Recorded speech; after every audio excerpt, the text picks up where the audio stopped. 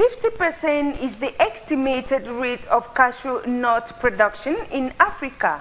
Due to this very low percentage, experts meet this Friday, December 17th, for the fourth ordinary session of the Consultative International Cashew Council. Objective is to brainstorm and propose the way forward towards improving this sector of Cameroon and Africa. And Umeko.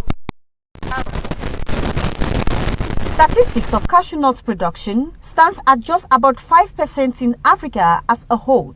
To improve production to satisfy consumers worldwide and create jobs, especially to women and youth, experts from member countries meet during this fourth ordinary session of the Consultative International Cashew Council, December 17, 2021, to find possible solutions. The height impetus of the head of state, His Excellency Paul Biya, who introduced the cashew crop or urge us to develop the cashew crop in our country.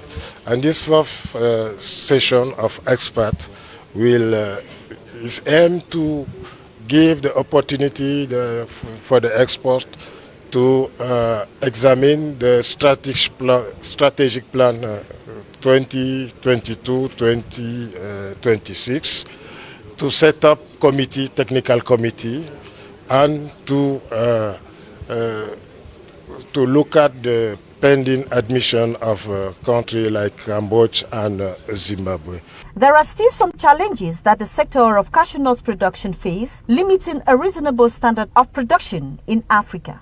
Generally, cashew has not been taken at the start as an economic venue, so the varieties, the trees which are around were planted often for soil fertility reason or erosion control, and it is only about 20-25 years that here in West Africa it has become an economic venue. So today we really need to put effort on improved planting material, high-performing planting material.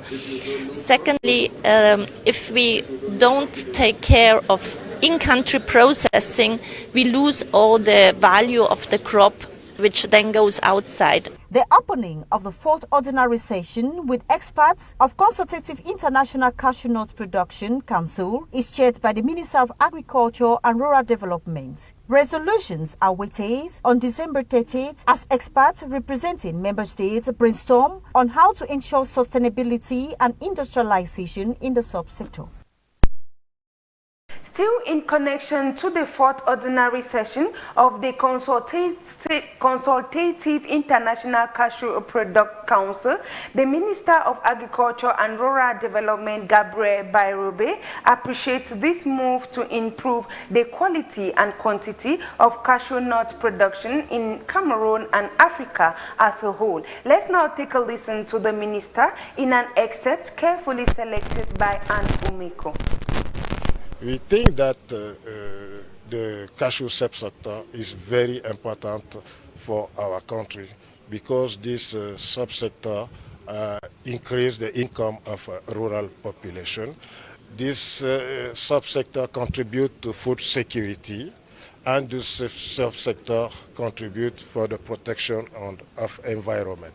We think that we are on the good way, and we expect out of this meeting to have a recommendation in order to improve our production and to improve the quality of cashew crop. The team is in charge of managing the affairs of the CPDM party in the Fundi Fort. The team was installed during a ceremony attended by CPDM militants. We have details with Tavi Clarkson. They came in their numbers, militants and sympathizers of the CPDM party, to witness the installation ceremony of the youth wing of the CPDM and the men's wing of the CPDM. The various presidents and members of the executive bureaus were elected during the reorganization of the basic organs of the CPDM party in August and September this year. While installing the CPDM Executive Bureau members of the 16 sub-CPDM section of Funzim 4, the president of the section urged the militants to promote peace. FRDPC, oyez!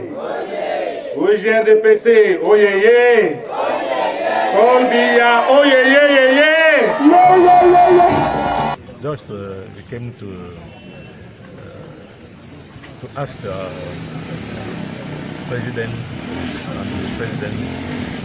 to be very peaceful, because we have adversity in form, and now our work is to be together because we have to face this adversity.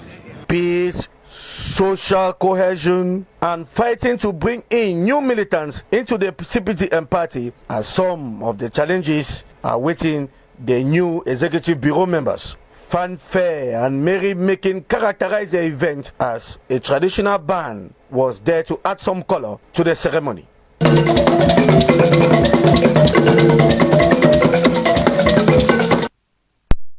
A representative of the Ministry of Public Works has a training seminar on the implementation of the sustainable strategy for earthen roads. The use of materials available locally for the maintenance of roads is the prime objective. We have details with BrigadeAntiSardinard. Road maintenance in soil and local materials is the new deal of the Ministry of Public Works. The implementation of this strategy requires the consistent and planned application of the specific guidelines. Des responsables des services centraux et déconcentrés du ministère des Travaux publics. The responsibility of the central service of the Ministry of Public Works is the territorial collective decentralization. We are partners. There is a question to put in place strategies for durability of the roads. It's therefore necessary to put these ideas to use, for example, the stability of the roads. N'est-ce pas, mettre en pratique, parce que aujourd'hui il y a, n'est-ce pas, des innovations.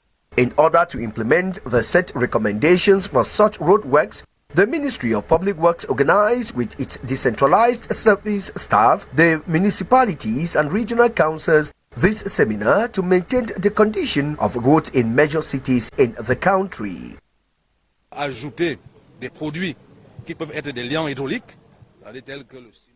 Adding to the production of hydraulic with cement, for example, the products that have been manufactured to meet up with the soil and the metallic products. Par rapport à ce qu'on connaît à l'heure actuelle, ces produits innovants. Taking into account the geoclimatic diversity of Cameroon and the specificities of the solutions to be adopted, this important seminar takes place face-to-face with officials of the Ministry of Public Works throughout the national territory. After the theoretical part, a practical phase descended into the fields. This aims to include in a practical way the techniques for carrying out the works. It is one of the methods that makes it possible to accelerate the development, because where road passes, development follows. The Minister of Women Empowerment and the Family, Professor Marie-Thérèse Abena Undwa, has called on rural women, commonly known as Oda, to put more effort in the sector. She was speaking yesterday during the launching of the Bayam Salam ceremony that saw the exhibition of some of the products of these women. We have BrigadeAntiSardinard once more. Cameroun, berceau de nos ancêtres, pas debout et jaloux de ta liberté.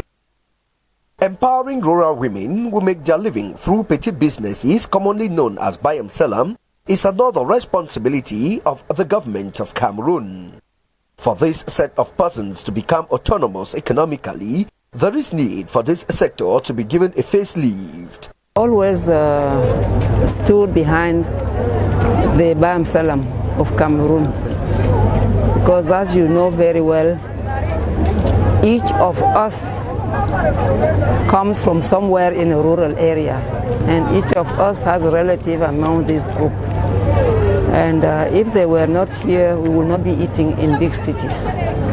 So we stand behind them, we encourage them in their activities, and we call upon each one who has the means to support them, and particularly let them get out of the informal sector. Chairing the opening ceremony of the Association of Bayam Salams this Thursday, December 16th, was the Minister of Women Empowerment and the Family, Professor Marie-Theresa Bena Undwa, who encouraged these rural women, referring to them as food suppliers in major cities in the country. I think the government is working very hard to help them get out of the informal sector so that they become autonomous and they can efficiently contribute to the development of our nation. So we came here to show them that government is standing behind them. It is an activity by mainly women, although there are a few men in the group, which is extremely good because you know of the he for she campaign. We cannot move, women cannot move alone without men with them. And I had the obligation to come. The opening ceremony that brought together these Bayam Salams saw the exhibition of some of their foodstuffs such as maize, plantain, beans, curry, yams, cocoyams, smoked fish, palm oil, among others. The women on their part expressed their excitement through choral music and did not fail to plead with the government of Cameroon to prioritize this sector that has gained ground from time immemorial so they can get out of the informal sector. Women we know are shaking the nation and gradually becoming economically independent.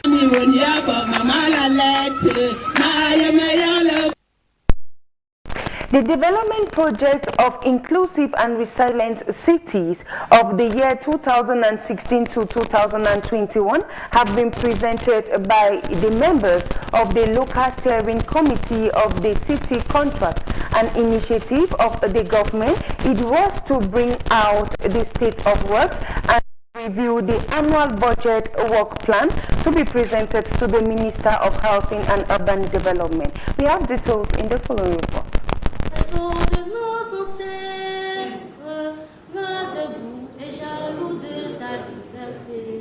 The members of the local steering committee of the city contract have met this Friday, December 17th, to present their first work as part of the implementation for the development project of inclusive and resilient cities. This meeting was an avenue for these committee members to bring out the situation of works since 2016 to 2021 and review the annual budget work plan to be presented to the Minister of Housing and Urban Development. You have made a summary of all the projects since the beginning to enable all the participants to know what you have done before. And after you have also do the technical action you have made this year, and second and thirdly you have also appreciate or elaborate how the dispense the cost of the project in the next year. Looking at the case of the advancement of works in the long and short term, some areas like Oyomabang and Kolmeseng are in progress, though according to the committee members, there are some difficulties encountered, such as the slow pace of construction. The most difficult you have is the collaboration of all the actors, and that's why you have in the end of this meeting you have recommend all the participants to work together in order to make the project being done successfully.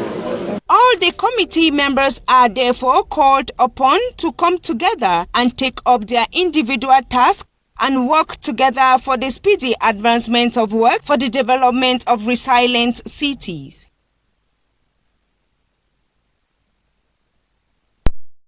Some 307 students from the Reference Multipurpose Youth Empowerment Center of Yaoundé have today received their end-of-year training testimonials.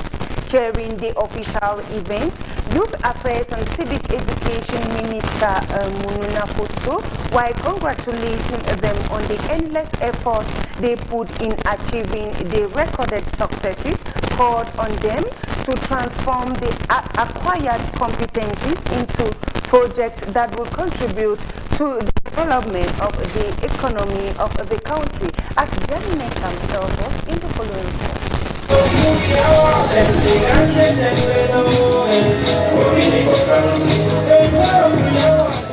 There were 307 in number, all students from the Reference Youth Empowerment Center of Yaoundé, to have proudly entered into a new beginning in their lives this Friday, 17th December 2021. After having undergone training in the said institution for 1 year, these students officially received their end of training testimonials during an official event that had as venue the explanates of the establishment in Yaoundé. Unfolding under the auspices of Youth and Civic Education Minister Mununa Foto, it was in the presence of a host of government officials and dignitaries, as well as parents and well-wishers of the laureates, among many others. In his speech reserved for the occasion, Minister Mununa Foto called on the laureates to put their acquired skills into practice for the development of the economy of the country at large. To the school officials on their part, these students have been well armed with the necessary weapons to face the job market. At the end of this session, they are all capable to work not only like promoters, but also as a servant or civil servant, because they have received all what they need. They have received all what they call in English or in French riamos. That is the kind of a training which is preparing them to face into the difficulties, not like something they cannot succeed. So they have all the tools in their hands so that they should succeed in all what they are going to do. The overall best student was rewarded with a sum of 500 francs CFE, which he says will enable him venture into job creation. Distinction, I'm going to use it to buy a machine which is going to help me to print my work and all the likes. And by the way, I'll be very, very pleased that I grow in my business and be a very, very good and big communication center or agency. The ceremony, rich in sound and color, equally saw the display of various dance groups invited to spice the event. It was therefore on a note of satisfaction that the guests and authorities left the ceremonial ground. And onto something else, but this time around with a cover shot, where after meeting with the Minister of Transport on the occasion of the pilot phase of the digital movement of persons and merchandise to prevent road accidents, which has as focus the centralized management and monitoring of interurban transport. Promoters have this Friday, December 17th, visited their new site at the Olembe neighborhood to inspect the advancement of work, which is dedicated for bus stations, especially buses leaving Yaoundé to the west. These promoters of transport companies, after inspection, expressed dissatisfaction on the progress of work, and according to them, the area is still left with a lot of work to be done, and it is still very risky for both passengers and the transporters, health-wise and security, given that they have just 10 days to occupy the site. Let's now take a listen to one of the transport promoters in an excerpt speaking on the microphone of William Stark. We will go and visit with our members and make a declaration of our members, so that the mayor should know that we are not going to fight with him. The problem is that we want that better conditions to be given to our members, so that they to come to new site of the Olembe station. So that is why we have decided that after the inspection of the site, we shall make a meeting. Let's talk education with this cover shot where the Minister of State, Minister of Higher Education, Jacques Pham Ndongo, has just finished presiding over the handing over of certificates to national experts who received training in the management and operation of University Digital Development Centers in Cameroon.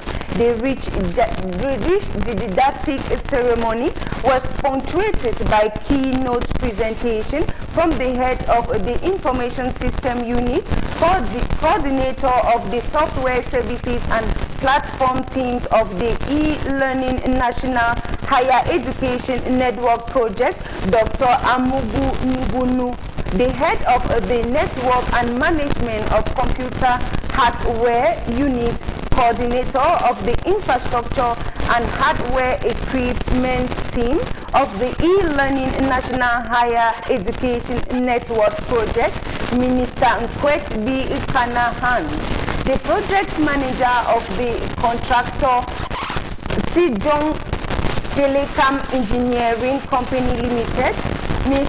Charlotte Lee.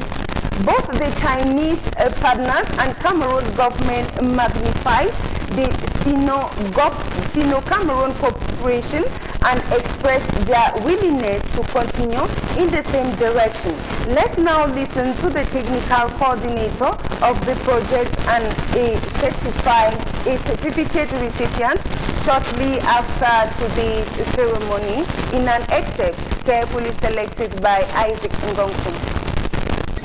The Cameroonian experts have just received, the certificate regarding the training they have received during 3 months from the Chinese expert and also Huawei, in order to know how to manage the digital transformation centers.